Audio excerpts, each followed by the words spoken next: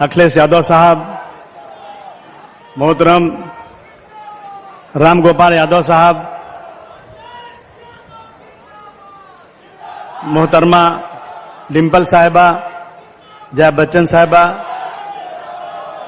पांडे साहब, स्टेज पर बैठे हुए तमाम समाजवादी पार्टी के नेतागण, यहां पूरे देश से आए हुए तमाम समाजवादी पार्टी के नौजवान साथियों, भाइयों और बहनों, कहते हैं न तेरा है न मेरा है, ये हिंदुस्तान सबका है। न तेरा है न मेरा है, ये हिंदुस्तान सबका है। नहीं समझी गई तो बात नुकसान सबका है। जो सागर से जो नदियां मिल गई दिखलाई नहीं देती, महासागर बनाने में मगर एहसान सबका है। सबसे पहले मैं आदरणीय अखिलेश भाई को पुनः राष्ट्रीय अध्यक्ष पूरी मेजॉरिटी के साथ चुने जाने पर बहुत बहुत दिल की गहराइयों से मुबारकबाद पेश करना चाहता हूं। दोस्तों, आज राष्ट्रीय सम्मेलन में आए हुए तमाम साथियों का, खासतौर से मेरे साथ जो महाराष्ट्र से, मुंबई से बहुत सारे लोग आए हैं, इन सब का मैं बहुत बहुत अभिनंदन करता हूं और धन्यवाद करता हूं कि आप बहुत बड़ी ताकत से यहां आए। अल्लामा इकबाल ने एक शेर लिखा था, शायर मशरिक ने, कि सारे जहां से अच्छा हिंदुस्तान हमारा, हम बुलबुले हैं इसके ये गुलसिता हमारा। इसका मतलब यह है कि हमारा हिंदुस्तान दुनिया में सबसे अच्छा है और ये वो गुलिस्तान है, ये वो बागीचा है जिसमें हर तरह के फूल खिलते हैं। उस फूल को खिलने का, उस फूल को खुशबू देने का सभी को अधिकार है। लेकिन मैं आज देख रहा हूं कि आज इस देश के अंदर कुछ लोग एक ही फूल को खिलाना चाहते हैं, बाकी फूलों को मसल देना चाहते हैं। अब उस बुलबुल की जगह पर उल्लू आ गया है। जहां बुलबुल नहीं होगा उल्लू होगा। तो कहा है शायर ने कि बर्बाद गुलिस्तान करने को बस एक ही उल्लू काफी है, और हर शाख पे उल्लू बैठा है, अंजाम गुलिस्तान क्या होगा। मैं अध्यक्ष जी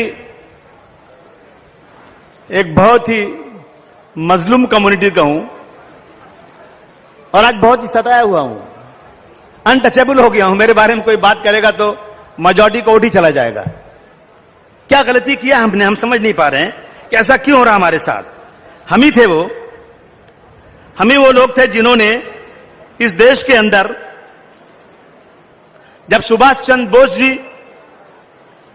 बर्मा में उन्होंने अपनी फौज बनाई थी, तो सबसे पहला चंदा देने वाला मुसलमान था, जिसने 1,25,00,000 रुपया उस जमाने में दिया था कि अंग्रेजों को भगाने के लिए आपकी फौज को मेरी तरफ से ये डोनेशन है। हम ही थे वो।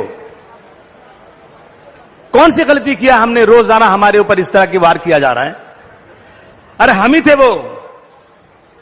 जब चाइना से जंग हो रही थी, मुझे याद है कि मैं आजमगढ़ में छोटा सा था, आजमगढ़ में पुल के पास एक साधु बाबा की मंदिर थी और साधु बाबा बेचारे उस पर चलते थे, साइकिल पर चलते थे, उनका एक पैर लूला था और हम लोग उनके साथ उनकी साइकिल के पीछे गलियों में भागते थे कि चंदा दो, भारतवर्ष की चाइना से लड़ाई हो रही है। छोटा सा था, याद है मुझे। लेकिन हमने पढ़ा उसी वक्त हैदराबाद से उस्मान अली साहब ने प्रधानमंत्री को बुलाया, लाल बहादुर शास्त्री जी को कहा कि मेरी तरफ से इस देश को 6 टन सोना, दुनिया का सबसे बड़ा चंदा देने वाला उस्मान मुसलमान था, जिसने भारतवर्ष को चाइना की लड़ाई के लिए मदद किया था, वो हम ही थे। गांधी जी ने जब स्वदेशी आंदोलन का ऐलान किया, तो वो जो आज अपने आप को ये लोग इस देश का बहुत बड़ा समर्थक समझते हैं, उन लोगों ने जेल से चिट्ठी लिखा कि हमें छोड़ दो, हम गांधी जी के स्वदेशी आंदोलन का मटिया मेल कर देंगे।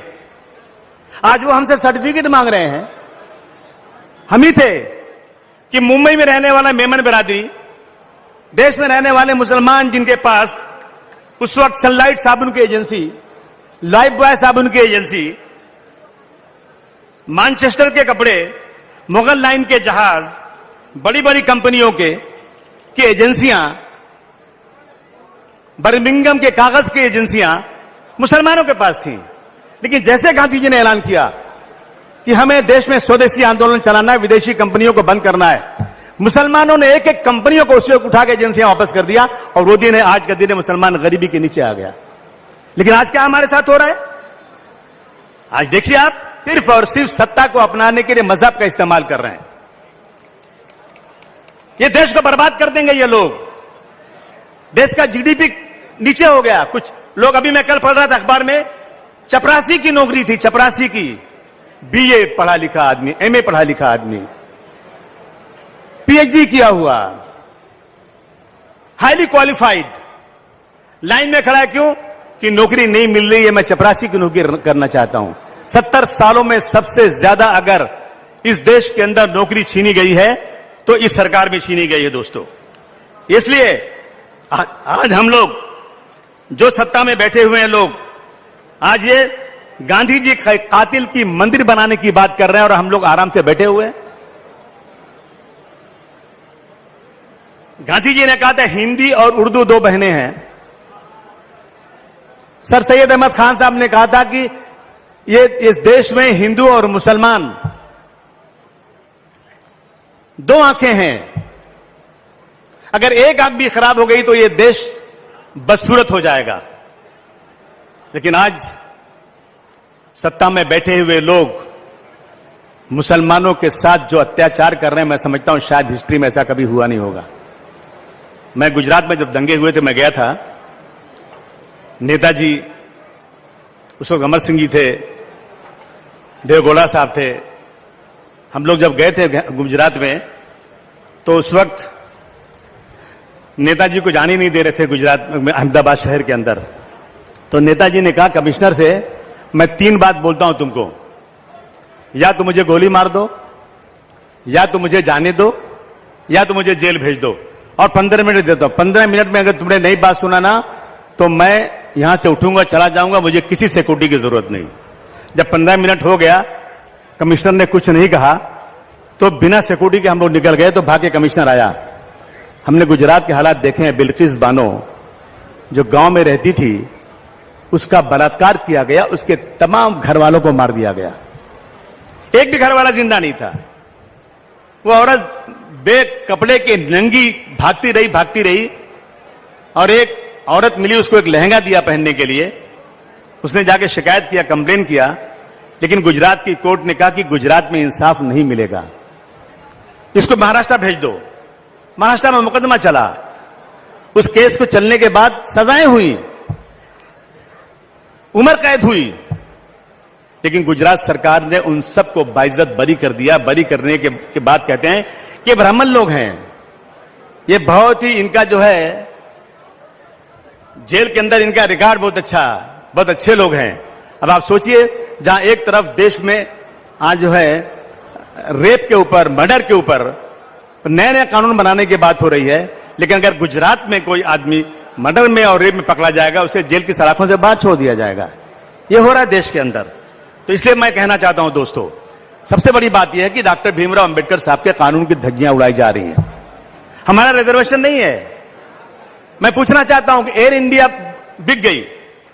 एयर इंडिया में मुसलमान 1% काम करता है, 99% मेरे मुल्क के दूसरे भाई काम करते हैं। और अब याद रखिए कि अब जो नई नौकरियां आएंगी ना, वो रिजर्वेशन से नहीं आएंगी, और जिनका रिजर्वेशन है उनको कॉन्ट्रैक्ट पे काम मिलेगा। 8 घंटे की जगह 12 घंटे काम करने पड़ेगा, तनख्वाह कम हो जाएगी। और पता नहीं क्यों लोग सोए हुए हैं देश के लोग। डायरेक्ट आरक्षण खत्म नहीं हो रहा है, लेकिन बैकडोर से आरक्षण खत्म हो रहा है। रेलवे बिक गया।